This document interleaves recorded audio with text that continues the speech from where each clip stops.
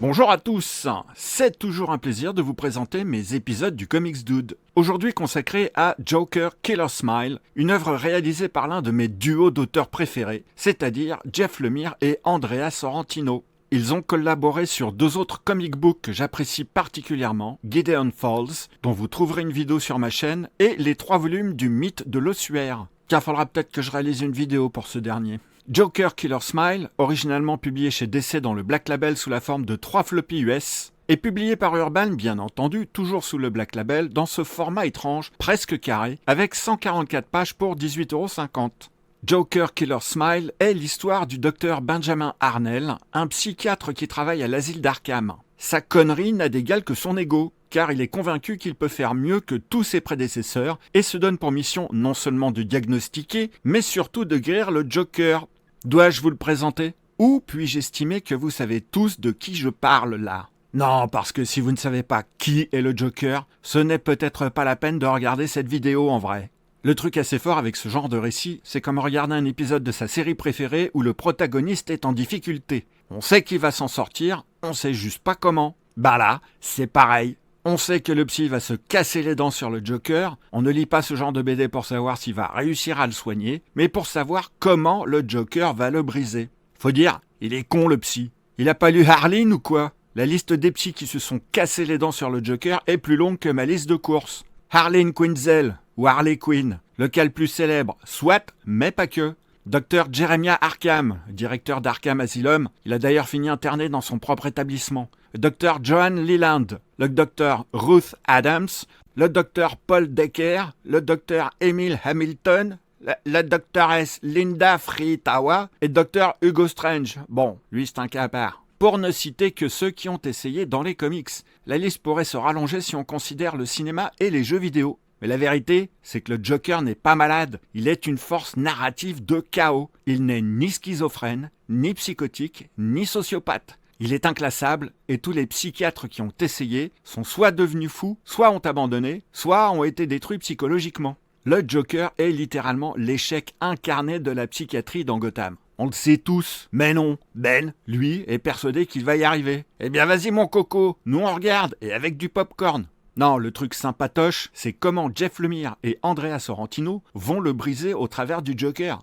Si vous avez lu Gideon Falls et le mythe de l'ossuaire, vous savez que ce duo d'artistes est assez perturbé quand ils travaillent ensemble. Et c'est exactement ce qu'on attend en lisant Joker Killer Smile. On veut que le psy se casse les dents, on en redemande même. Le Joker le manipule subtilement, distordant la vérité et jouant avec ses perceptions. La frontière entre réalité et illusion devient floue. Des hallucinations s'invitent dans la vie de Ben, affectant son rapport à sa femme et à son fils. Il perd progressivement sa stabilité mentale. Plus il tente d'aider, plus il se perd dans un labyrinthe mental où Joker règne sans partage, montrant bien que sa folie n'est pas une maladie simple à soigner, car il ne se contente pas de verbaliser sa folie, il l'infecte, la rendant presque contagieuse pour ceux qui approchent trop près. Mais l'histoire ne se contente pas de cet arc. La BD inclut aussi 2 récits parallèles. Les récits horrifiques que le Joker raconte, souvent métaphoriques, qui donnent à voir sa vision du monde et ses crimes, et une mini-fiction interne autour d'un personnage appelé Monsieur Sourire, qui joue avec la perception du lecteur et reflète la folie diffuse du Joker.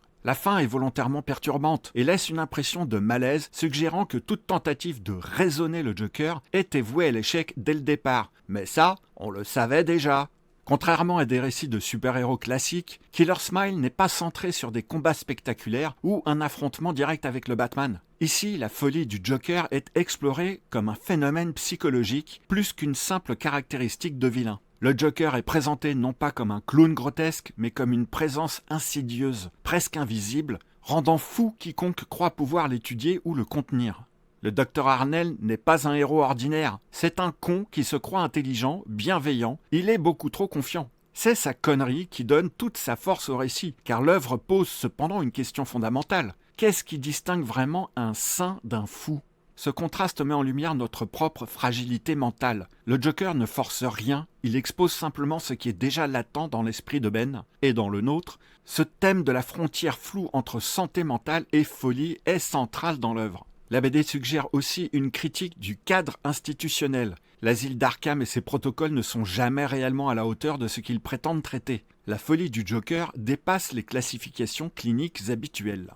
Le style d'Andrea Sorrentino, avec son approche graphique plus réaliste, presque photographique, loin du style caricatural habituel du Joker, rend le récit plus humain et plus oppressant, renforçant l'effet psychologique du récit. Accompagné de l'écriture de Jeff Lemire, leur composition suggère la confusion mentale du protagoniste. Les mises en scène peuvent paraître à la fois originales pour décrire visuellement la folie du Joker, pour les lecteurs qui ne connaissent pas ce duo d'auteurs, et parfaitement adaptées pour ceux déjà familiers avec leurs autres œuvres. Leurs points forts dans cet ouvrage sont l'approche psychologique intense de la folie du Joker, la mise en scène visuelle immersive et originale, et l'exploration du personnage via un angle peu exploité, l'effet qu'il a sur les autres. Certains jugent l'histoire un peu prévisible ou convenue, ce qui a le don de me hérisser le poil, car on sait tous à peu près comment ça va finir avant même de commencer la lecture. On ne s'attend pas à ce que le Joker soit guéri. Ou alors, this is the end, my friend. This is the end, my only friend, the end. Non, le seul intérêt véritable de ce comic book est la narration elle-même. La vision des auteurs, la valse entre le Joker et son psy, présentée comme une plongée psychologique et horrifique dans l'esprit du clown du crime, en se détachant des codes habituels des comics de super-héros.